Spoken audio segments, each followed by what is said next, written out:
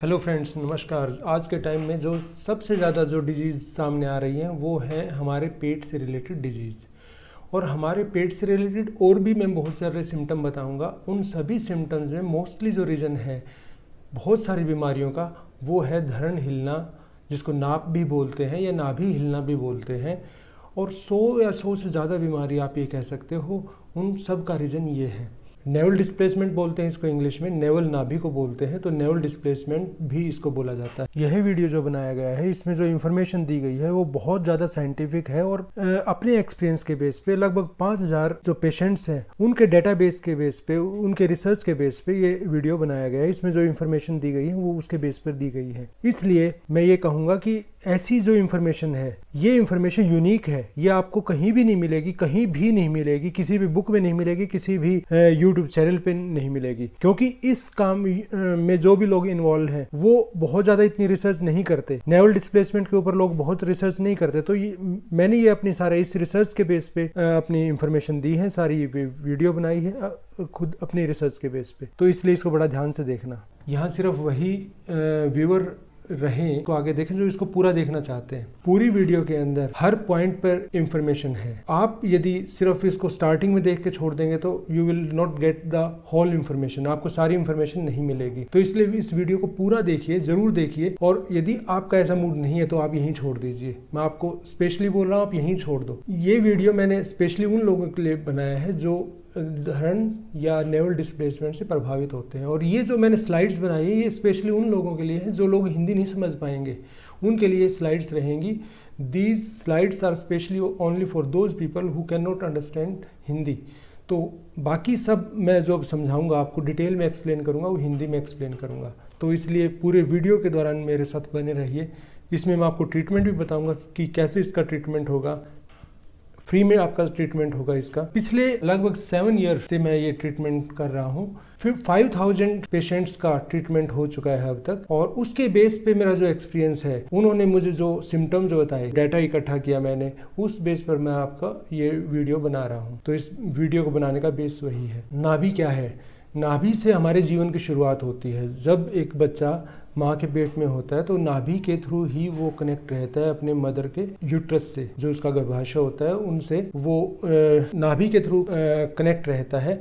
और जो भी उसको खाना मिलता है, जो भी उसको न्यूट्रिएंट मिलते हैं, वो नाभि के थ्रू उसको मिलते हैं। This is the centre of mass of our body. ये हमारे बॉडी का, हमारी पूरी बॉडी का सेंटर है, आप ये लगा सकते हो। तो ये बहुत इंपॉर्टेंट पॉइंट है हमारी बॉडी का। अब नेवल डिस्प्लेसमेंट क्या है, नाभि हिलना क्या है, धरण किसको कहते हैं? हमारी नाभि बिल्कुल सेंटर पॉइंट पर है। अब आप ये देखिए कि कोई चीज़, एक तराजू को लीजिए आप, तराजू के जो बीच में पकड़ने वाला जो हिस्सा होता है जहाँ से उसको पकड़ के तोलते हैं, वो बिल्कुल सेंटर पे होता है। यदि उसको साइड में खिसका दे, कहीं लेफ्ट या राइट में खिसका दे, तो क्या हो जाएगा? तराजू अनबैलेंस हो जाएगी। सेम वे जब आप अपनी बॉडी की बात करते हो तो जो ये नाभि है ये बिल्कुल सेंटर में होती है, बॉडी का सेंटर होता है।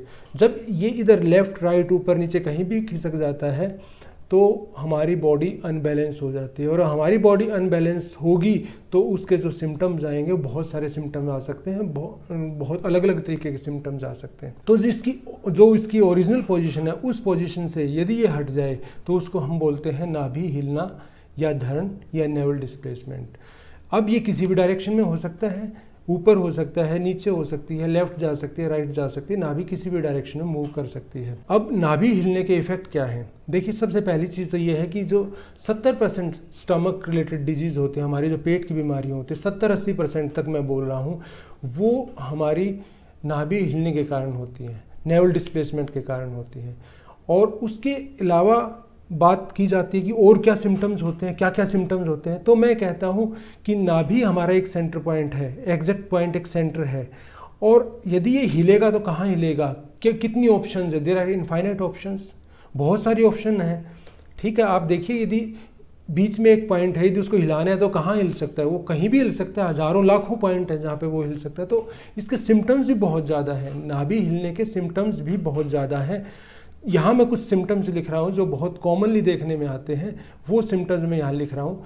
कॉन्स्टिपेशन, कब्ज होना, लूज मोशन मतलब दस्त लगना, स्टमक पेन मतलब पेट में दर्द होना, डिजीनेस का मतलब है सुस्ती रहना मीन्स आपका किसी कोई काम करने का मन नहीं कर रहा, इस टाइप में।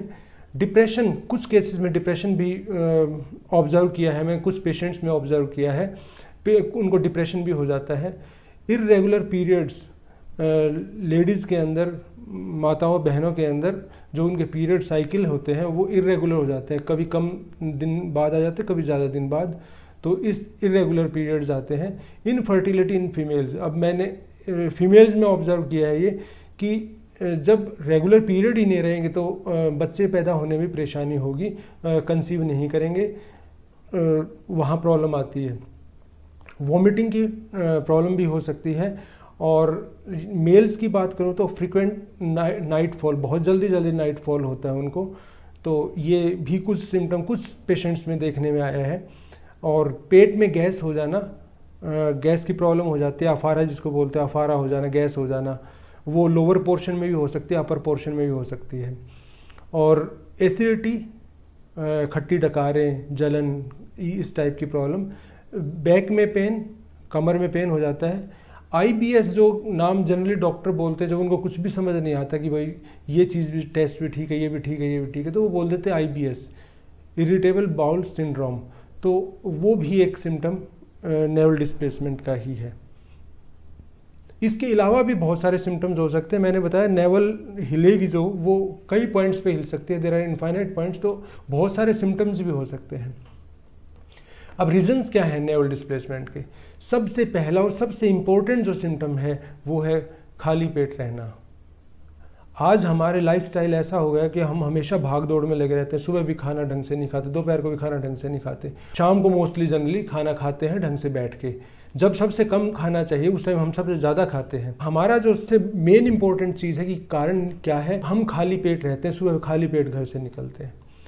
तो खाली पेट रहने से क्या होगा, जो हमारा पेट है, हमारा एब्डोमेन है, हमारा स्टोमक है, वो खाली होगा, तो कोई भी हम जोर का काम करेंगे, चलेंगे तो भी हमारे पेट पे जोर आता है, हम कहीं सीढ़ियाँ चढ़ते हैं तो भी हमारे पेट पे जोर आता है। तो जहाँ भी जोर आएगा, जब पेट भरा हो तब पेट के ऊपर, मसल्स के ऊपर इतना जोर नहीं आता, लेकिन जब पेट खाली होगा तो पेट की मसल्स के ऊपर जोर आएगा, और वो जो जोर आएगा पेट की मसल्स के ऊपर, वो आपके नेवल को हिला सकता है, आपकी नेवल को डिस्प्लेस कर देगा। आपके नेवल की मसल्स में इतनी पावर नहीं होगी कि वो आपकी जो नाभि है उसको स्टेबल रख सके, उसको वहाँ टिका के रख सके, तो इसलिए नाभि हिल जाएगी। दूसरा कारण है कॉन्स्टिपेशन, कब्ज। जब आप टॉयलेट में जाते हो, वहाँ जाके यदि आपको कॉन्स्टिपेशन है तो आप जोर लगा के टॉयलेट करते हो, तो जैसे ही आप जोर लगाते हो तो वो जोर कहाँ जाता है, वो जो बल है, वो जोर है, वो कहाँ जाता है, वो आपके नाभि पे इफेक्ट डालता है, वो आपकी पेट की मसल्स के ऊपर जाता है वो जोर। तो उस कारण से, कॉन्स्टिपेशन के कारण से आपकी नाभि हिल जाती है। तीसरा कारण है गैस होना। जिस आदमी को बार बार गैस होती है, बार बार गैस होगी, अफारा बन जाएगा, गैस होगी, तो उस कारण से भी नाभि हिलती है, बार बार हिलती है। तो ये नाभि हिलने का मेन कारण ये भी है। नेक्स्ट है excessive weight lifting.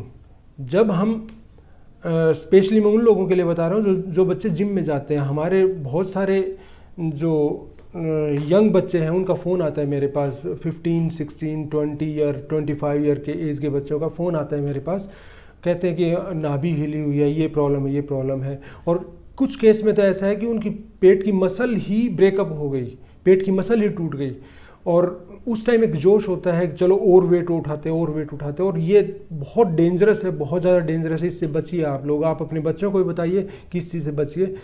Without proper guidance, जब तक प्रॉपर गाइडेंस ना हो, क्योंकि इंस्ट्रक्टर भी मोस्टली आप जिम्स में देखोगे, इंस्ट्रक्टर भी प्रॉपरली उनके ऐसे क्वालिफाइड नहीं होती कि वो आपको प्रॉपर गाइड कर सकें। तो बिना प्रॉपर गाइडेंस के आप जिम में वेट लिफ्टिंग ज़्यादा ना कीजिए। तो एक्सेसिव वेट लिफ्टिंग से भी नाभि हिलती है। दूसरा क्या है कि जब आप घर पर भी या अपने वर्क प्लेस पर भी कोई चीज़ पुश करते हो, जैसे बेड है, बेड को पुश किया आपने, झटके से पुश कर दिया उसको, या किसी चीज़ को पुल करना है, कुछ सामान उठाना है, आपने झटके से उठा लिया, तो स्पेशली झटके से जब हम कोई चीज़ उठाते हैं तब वो एक्सेसिव की बजाय मैं यहाँ कहूँगा जर्क से जब कोई सामान उठाना, झटके से कोई सामान उठाते, एकदम से उठा दिया आपने, तो वहाँ से भी नाभि हिल सकती है। जंप किया आपने, कहीं से जंप किया तो उससे भी नाभि हिल सकती है। सीढ़ियाँ बहुत फास्टली आप चढ़े हो तो वहाँ से भी हो सकता है। और उसके बाद क्या है, जब आप व्हीकल पे जाते हो, गाड़ी में जा रहे हो और स्पीड ब्रेकर आ गया जंप करके, तो वहाँ से भी हिल सकता है। प्रेगनेंसी के दौरान जो हमारी बहनें हैं उनका स्टमक के ऊपर वेट बहुत ज़्यादा आता है, तो उस टाइम भी उस वेट के कारण नाभि हिल जाती है। तो ये मेन कारण है जिसके कारण नाभि हिलती है।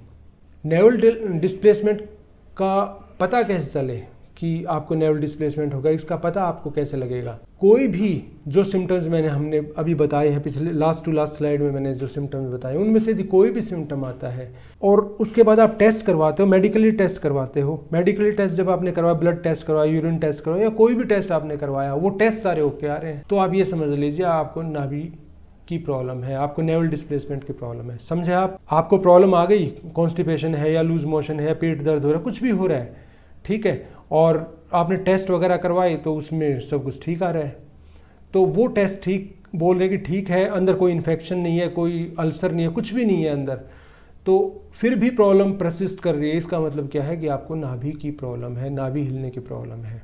दूसरा क्या है कि आप कंटिन्यूसली मेडिसिन ले रहे हो किसी बीमारी को ट्रीट करने के लिए। सपोज करो लूज मोशन लगे, उसके लिए आप कंटिन्यूसली मेडिसिन ले रहे हो और आपके लूज मोशन ठीक नहीं हो रहे, ठीक है, तो इट मीन्स वहाँ रीजन कुछ और है, वहाँ जो नेवल डिस्प्लेसमेंट है या धरण है वो कारण हो सकता है।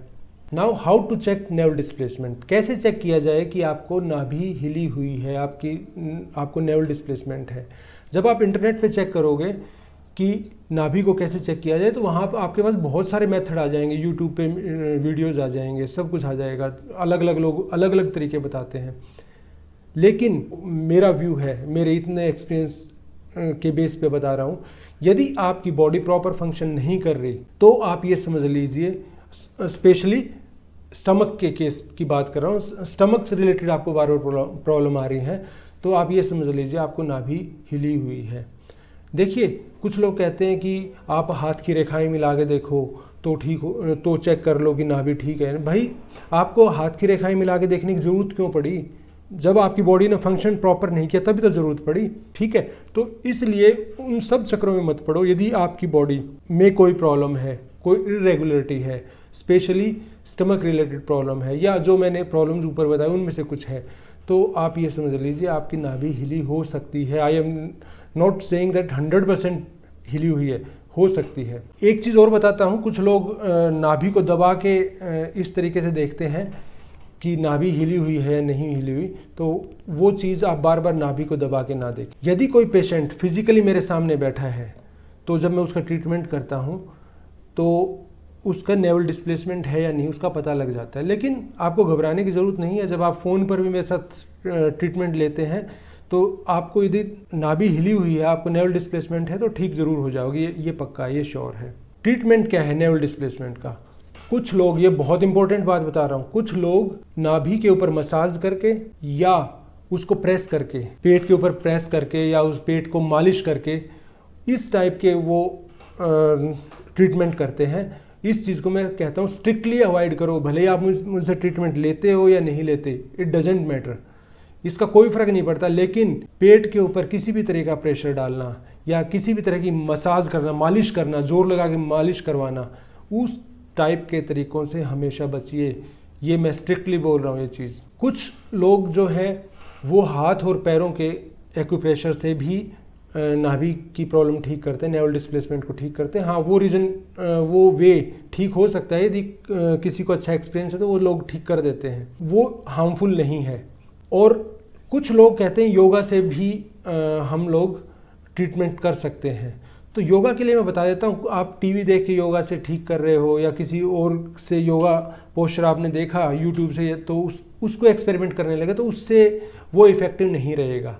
वो इफ़ेक्टिव क्यों नहीं रहेगा? क्योंकि जब तक प्रॉपर योगा इंस्ट्रक्टर नहीं होगा, जब तक ये नहीं पता होगा नाभि ऊपर गई है, नीचे गई है, लेफ्ट गई है, राइट गई है, कहाँ गई है, जब तक ये पता नहीं लगेगा तब तक आप योगा से उसको ठीक नहीं कर सकते। क्योंकि योगा के अंदर जब आप पोस्चर लगाते हो, जब आप आसन लगाते हो, तो किसी एक पर्टिकुलर डायरेक्शन में प्रेशर आता है, और सपोज करो उसी डायरेक्शन में आपकी ऑलरेडी नेवल है, तो वो उस पोस्चर को करने से वो और ज़्यादा ख़राब हो जाएगी। तो जब तक कोई प्रॉपर इंस्ट्रक्टर ना हो, जब तक कोई योगा इंस्ट्रक्टर प्रॉपर ना हो, प्रॉपर नॉलेज हो जिसको, तब तक आप योगा से भी इसको ठीक करने की ट्राई ना कीजिए। ये मेरी इंस्ट्रक्शन है। अब मैं ट्रीटमेंट कैसे करता हूँ? By the blessing and power of मंत्र ऑफ ऑलमाइटी हनुमान जी। हनुमान जी के मंत्र से मैं इसको मंत्र की हेल्प से ठीक करता हूँ। ये जो ट्रीटमेंट है फ़ोन पर भी काम करता है, फ़ोन से भी ट्रीटमेंट हो जाता है। ज़रूरी नहीं आप मेरे पास आओ, मेरे सामने बैठ के इसको करवाओ, तो फ़ोन पर भी आप इसको करवा सकते हैं। आपको 3 सीटिंग देनी पड़ेंगी, हर एक सीटिंग 2 मिनट की है बस। 3 बार आपको मुझे कॉल करना पड़ेगा।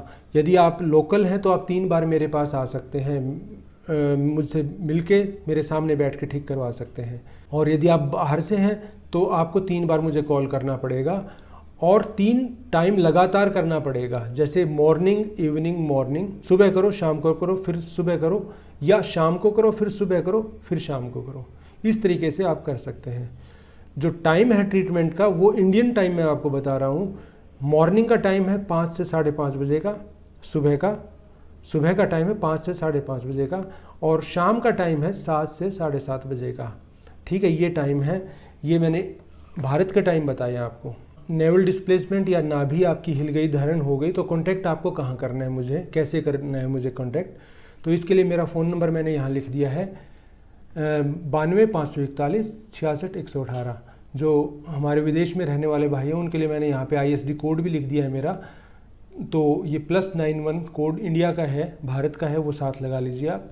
और जो इंडिया के लोग हैं उनको सिर्फ इतना ही, जो ये बाद का लिखा हुआ है, सिर्फ यही आपको डायल करना है 92 541 66 118। और भारत के जो लोग हैं वो कृपया मुझे मेल ना कीजिए, क्योंकि मेल में इतना फ्रिक्वेंटली चेक नहीं कर पाता। तो आप फ़ोन मुझे ईजीली कर सकते हैं, आसानी से कर सकते हैं, तो मुझे फ़ोन ही कीजिए।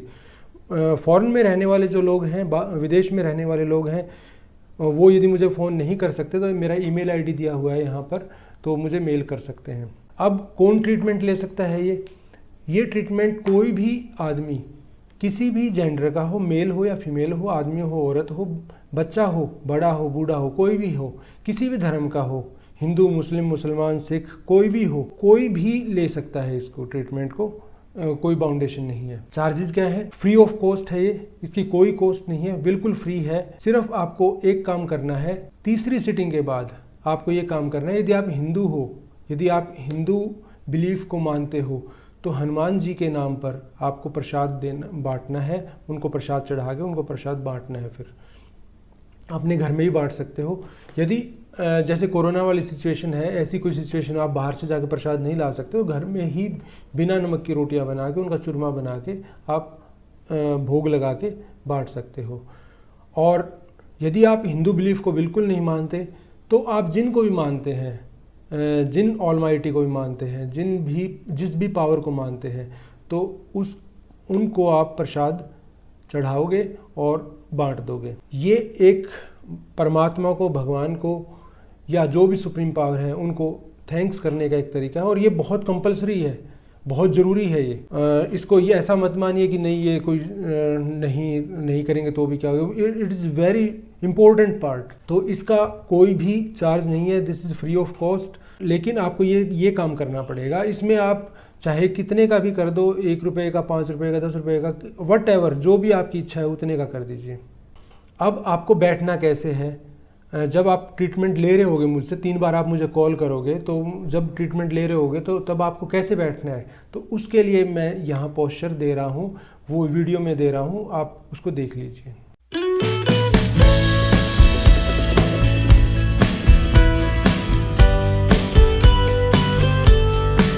अब आपने वीडियो देख लिया, तो अब ट्रीटमेंट के लिए आपको बैठना कैसे, उस पोस्चर में बैठ के फिर आपको ट्रीटमेंट लेना है, उस पोजीशन में बैठ के तब आपने लेना है।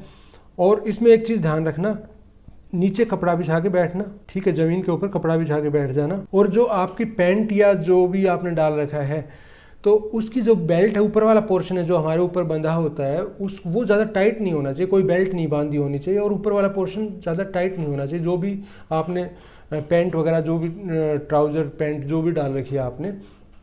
और दूसरा क्या है कि लेफ़्ट हैंड में आपको, बाएं हाथ में आपको फ़ोन पकड़ना है, जो आपको कान के लगा के रखना है, और दायां हाथ की हथेली आप अपनी नाभि के ऊपर रख लोगे, जैसा आपने वीडियो में देखा। उसमें वो पेशेंट मेरे सामने बैठा हुआ है, तो उसने फ़ोन नहीं पकड़ा हुआ, उसने सिर्फ दायां हाथ अपनी नाभि पे रख रखा है। तो मैं आपको बता रहा हूँ, लेफ्ट हैंड में आप फ़ोन पकड़ के आप कान के लगा लो और राइट हैंड अपनी नाभि पे लगा लो, आप रख लो। और आपका जो हाथ है, हाथ की हथेली, वो डायरेक्टली आपकी नाभि पे टच होनी चाहिए, आपकी नेवल पे टच होनी चाहिए। वो कपड़े के ऊपर से हाथ नहीं रखना, कपड़े के अंदर से कपड़ा हटा के आपको नाभि के ऊपर हाथ रखना है। ध्यान रखिए ये चीज़। जब आप हाथ को घुमा रहे होगे अपने नाभि के ऊपर, तो अपना दायां हाथ आपको बहुत हल्के हाथ से, जोर नहीं लगाना आपने, जैसे बच्चे को सहलाते उस तरीके से आपको क्लॉकवाइज डायरेक्शन में, जैसे घड़ी की सुइयां घूमती है उस डायरेक्शन में, उस तरीके से आपको सीधा चक्कर जिसको बोलते हैं, लोकल लैंग्वेज उसको बोलते हैं सीधा चक्कर है। तो सीधे चक्कर में आपको घुमाना है क्लॉकवाइज डायरेक्शन में, और तब तक घुमाना है जब तक मैं आपको रुकने के लिए फ़ोन पर ना बोलूं कि अब रुक जाइए, तब तक आपको घुमाते रहना है। ये काम तब करना है जब आप मुझे कॉल करोगे, मैं आपको बोलूँगा कि इस पोजीशन में बैठ जाइए। बहुत इंपॉर्टेंट चीज़ आती है, गैस एसिडिटी और नाभि हिलने का, नेवल डिस्प्लेसमेंट का क्या आपस में संबंध है, क्या रिलेशन है एक दूसरे का। देखिए कभी कभी हम कुछ उल्टा सीधा खा लेते हैं। सपोज करो आपने रात का टाइम था और आपने कुछ तला हुआ खा लिया, तला हुआ खाने से आपको गैस हो गई। वो गैस आपको आज ही हुई है, जनरली नहीं रहती, ओकेजनली आपको आज हो गई, लेकिन उसके कारण आपकी नाभि हिल सकती है, नेवल डिस्प्लेसमेंट हो सकता है। और जो नेवल डिस्प्लेसमेंट हो गया आपको, तो फिर वो क्या होगा, फिर वो रेगुलर आपको एसिडिटी, गैस की प्रॉब्लम, एसिडिटी या कोई भी और बहुत सारी प्रॉब्लम मैंने बताई थी पीछे, कोई भी रहना शुरू हो जाएगी। दूसरा क्या है, कभी कभी आपको कॉन्स्टिपेशन हो गया, यदि किसी एक दिन कॉन्स्टिपेशन हो गया, आपका पेट बिल्कुल ठीक चल रहा था, किसी एक दिन आपको कॉन्स्टिपेशन हो गया, कब्ज हो गई आपको, कॉन्स्टिपेशन मीन्स कब्ज, आपको कब्ज हो गई, और उसके बाद क्या है कि आप टॉयलेट में गए और आपने जोर लगा के जब टॉयलेट की, आपकी नाभि हिल गई, और नाभि हिलने के बाद फिर तो वो जो एक बहुत सारी प्रॉब्लम्स की एक सीरीज है वो शुरू हो जाती है, फिर आपका उससे पीछा छूटना मुश्किल हो जाता है। गैस की प्रॉब्लम ना होने दें और कॉन्स्टिपेशन या कब्ज ना होने दें। मैं इसके ऊपर कुछ वीडियो बनाऊंगा क्योंकि ये बहुत कॉमन प्रॉब्लम है। होम्योपैथिक और आयुर्वेदिक मेडिसिन का यूज़ करके कैसे ट्रीटमेंट किया जाए, इफेक्टिवली ट्रीटमेंट किया जाए गैस और एसिडिटी का, और साथ में कॉन्स्टिपेशन का भी, इसके ऊपर वीडियो बनाऊंगा, आप देखते रहिए। अब जब आप ट्रीटमेंट लोगे तो 2 दिन तो आपका ट्रीटमेंट चलेगा, 2 दिन आपका ट्रीटमेंट चलेगा, सुबह शाम, सुबह या शाम को सुबह फिर शाम को, इस तरीके से। और उसके बाद आपको 2 वीक मीन्स लगभग 15 दिन हो गए। 15 दिन तक आपको क्या प्रिकॉशंस लेनी है यदि आप नेवल डिस्प्लेसमेंट का ट्रीटमेंट ले रहे हैं। तो सबसे पहली चीज़, पूरा पेट भर के खाना खाओ सुबह को और दोपहर को। सुबह को लोग सिर्फ दूध पी के चले जाते हैं, या सिर्फ भागते भागते एक पराठा खा लिया बस, या भागते भागते एक केला खा लिया बस, तो ऐसा नहीं। उस टाइम ये चीज़ ध्यान रखनी है आपको, सुबह और दोपहर को आपको पेट भर के खाना खाना है। रात को आप हल्का खाना ले सकते हैं। कई लोग कहते हैं सुबह भूख ही नहीं होती, हम क्या करें, तो रात को आप हल्का खाना लाओ, बिल्कुल मत लो भले ही, सुबह का और दोपहर का खाना पेट भर के खाइए। गैस और कॉन्स्टिपेशन, गैस और कब्ज ना होने दें आप किसी भी तरीके से, चाहे आपको आयुर्वेदिक मेडिसिन लेनी पड़े, चाहे एलोपैथी मेडिसिन लेनी पड़े, चाहे आपको होम्योपैथी मेडिसिन लेनी पड़े, किसी भी तरीके से गैस और कॉन्स्टिपेशन अवॉइड करो, गैस और कब्ज अवॉइड करो। देखिए कब्ज के बारे में मैं एक बात बता देता हूँ कि कब्ज का मतलब मैं कह रहा हूँ कि आपको जोर लगा के टॉयलेट नहीं करनी। जोर लगा के टॉयलेट नहीं करनी इसका मतलब ये नहीं है कि आप टॉयलेट करो ही ना, मीन्स 1 दिन का गैप दे दो, 2 दिन का गैप दे दो, ऐसा नहीं है। इसका मीनिंग ये बिल्कुल नहीं है। आपको 24 आवर में एक बार तो टॉयलेट कम से कम करना ही है, ठीक है। आपको अपना स्टूल पास करना ही है।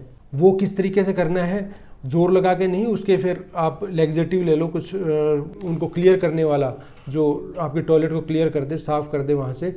तो ऐसा कोई तरीका आप अपना सकते हैं, या मैं भी जो वीडियो बनाऊंगा उसको देख लेना। खाने के बाद कुछ घूमे ज़रूर, ऐसा नहीं खाते ही बैठ गए। खाते ही बैठोगे तो गैस की प्रॉब्लम होगी, उससे फिर आपकी धड़न ठीक होगी ही नहीं। इन चीज़ों का ध्यान नहीं रखोगे तो आप ट्रीटमेंट मुझसे लोगे लेकिन आपकी धड़न ठीक नहीं होगी। इन चीज़ों का ध्यान रखोगे तभी हो पाएगा, ये ध्यान नहीं रखोगे तो नहीं हो पाएगा ठीक। नेक्स्ट है इंटरकोर्स ना करें। जो मैरिड कपल हैं या इस चीज़ का ध्यान रखें कि इंटरकोर्स ना करें, उस टाइम में आप संभोग ना करें। हस्बैंड वाइफ का रिलेशन है उससे परहेज करें। एक्सरसाइज ना करें, सिर्फ चलना कर सकते हो, वॉक कर सकते हो, चल सकते हो, लेकिन दौड़ना नहीं, जॉगिंग नहीं करनी, और जिम तो बिल्कुल ही नहीं जाना, और कोई भी एक्सरसाइज नहीं करनी। सीढ़ियाँ चढ़ते हुए बड़ा ध्यान से चढ़ना है, खाली पेट तो आपको सीढ़ियाँ चढ़नी नहीं, आप ये मान लो, ठीक है।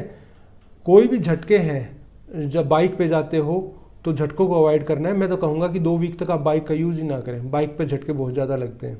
घर पर या अपने वर्क प्लेस पर यदि आप हैं तो कोई भी स्टूल है, बेंच है, कोई भी चीज़ सामान उठाना है, कोई बेड को पुश करना है, वो चीज़ अवॉइड करें, वो चीज़ ना करें आप काम इन 2 वीक के अंदर। जब 2 वीक आप ठीक रह जाओगे, प्रिकॉशन के साथ रहोगे, आप सावधानियां रखोगे, तो आगे भी आपके धड़न हिलने के चांस बहुत कम होंगे। जिसको एक बार धड़न हिल जाती है या नेवल डिस्प्लेसमेंट हो जाता है, उसके फिर बार बार चांस होते हैं धड़न हिलने के, ठीक है। वो ज़्यादा उसको चांसेस रहते हैं कि उसकी बार बार धड़न हिलेगी। उनके लिए उनको थ्रू आउट द लाइफ, उनको पूरी लाइफ कुछ प्रिकॉशन रखनी पड़ेंगी। या मैं तो कहता हूँ जो हेल्दी लोग हैं, जो स्वस्थ आदमी हैं बिल्कुल, जिनकी आज तक धड़न हिली नहीं, उनको भी ये प्रिकॉशंस रखनी चाहिए। सबसे पहली तो क्या चीज़ है, सुबह खाली पेट ना निकलें। सबसे मेन चीज़, बहुत इंपॉर्टेंट चीज़ है, सुबह खाली पेट घर से ना निकलें। पूरा पेट भर के खाना खाएं। दोपहर का खाना भी पेट भर के खाएं, रात का खाना आप लाइट रख सकते हैं। गैस और कॉन्स्टिपेशन को अवॉइड करें। गैस और कॉन्स्टिपेशन यदि होती है तो उसको जितना जल्दी हो सके ठीक कर लो। खाना खाने के बाद घूमें ज़रूर। घूमोगे तो उससे क्या होगा कि आपको गैस की प्रॉब्लम नहीं होगी। हस्बैंड वाइफ सेक्स के पोस्चर्स का ध्यान रखें, इंटरकोर्स के पोस्चर का ध्यान रखें, उन पोजीशन का ध्यान रखें। ऐसे कोई भी पोस्चर ना करें, ऐसी कोई भी पोजीशन ना हो जिसमें आपके पेट के ऊपर ज़्यादा, पेट की मसल्स के ऊपर ज़्यादा प्रेशर आए। यदि आप जिम जाते हैं तो और वहाँ जाके आप वेट वाली एक्सरसाइज करते हो, तो आप कोशिश करें वेट बढ़ाने की बजाय वेट ना बढ़ाएं, आप रिपीटिशन बढ़ा दें। जैसे जो डंबल आप 10 बार करते हो उसको 20 बार कर लो, 50 बार कर लो, लेकिन वेट ना बढ़ाएं ज़्यादा। ध्यान रखना है इस चीज़ को, बहुत इंपॉर्टेंट पॉइंट बता रहा हूँ कि वेट ज़्यादा ना बढ़ाएं। और एक पॉइंट जो इसमें लिखा नहीं हुआ वो मैं और बता देता हूँ कि कोशिश करें, जिनको बार बार धड़न की प्रॉब्लम होती है वो सुबह के टाइम एक्सरसाइज ना करें। सुबह के टाइम एक्सरसाइज ना करें। सुबह के टाइम एक्सरसाइज करने से क्या होता है, आपका पेट रात से लेकर सुबह तक का बहुत ज़्यादा गैप आ जाता है खाने में, और आपका पेट बिल्कुल खाली होता है, और उस टाइम आपके धड़न हिलने के चांस बहुत ज़्यादा होते हैं। तो अब आपका क्वेश्चन आएगा, क्या खाना खा के एक्सरसाइज करनी? नहीं। जब भी आप एक्सरसाइज करते हैं तो 4 से 5 घंटे का खाने के बीच में गैप होना चाहिए। एक्सरसाइज में, योगा में और खाने के बीच में 4 से 5 घंटे का गैप होना चाहिए। तो आप मिनिमम गैप देके ही करो। जैसे आपने दोपहर को 1 बजे खाना खाया तो आप 5-6 बजे योगा कर सकते हो, एक्सरसाइज कर सकते हो, रनिंग कर सकते हो, जॉगिंग कर सकते हो, ठीक है। ये बहुत इंपॉर्टेंट पॉइंट है, मैं इसमें नहीं नोट कर पाया इस चीज़ को, कि यदि आपको बार बार धड़न की प्रॉब्लम होती है तो उस केस के अंदर आप सुबह के टाइम में योगा, एक्सरसाइज, आसन वगैरह ना करें। प्राणायाम कर सकते हैं, प्राणायाम में कोई प्रॉब्लम नहीं है, प्राणायाम बहुत हल्के होते हैं। प्राणायाम में भी कपाल भाती प्राणायाम का ध्यान रखें। वो प्राणायाम आपके स्टमक के ऊपर बहुत ज़्यादा प्रेशर डालता है, तो उसको भी अवॉइड करें सुबह के टाइम पे।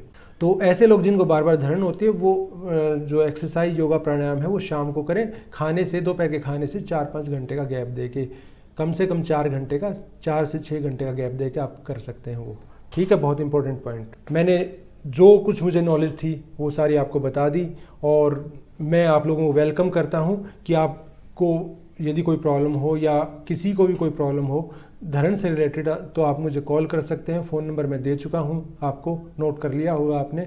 इस वीडियो को लाइक करें, लाइक करोगे तो ये बहुत सारे लोगों के पास पहुँचेगी, क्योंकि मेरा तो इसमें कोई मॉनेटरी बेनिफिट है नहीं, मुझे कुछ पैसा नहीं लेना उनसे, ठीक है। लेकिन आपके लाइक करने से बहुत से लोगों के पास पहुंचेगी, और जो लोग, जिनको ज़रूरत है, जो मैंने तो लोगों को तड़पते हुए देखा है, मैंने लोगों को नाभि के दर्द से या नेवल डिस्प्लेसमेंट से तड़पते हुए देखा है, तो मैं उस टाइम में आप उनकी हेल्प कर पाओगे। मैं अपना लास्ट में अपना एक एक्सपीरियंस भी बता देता हूँ।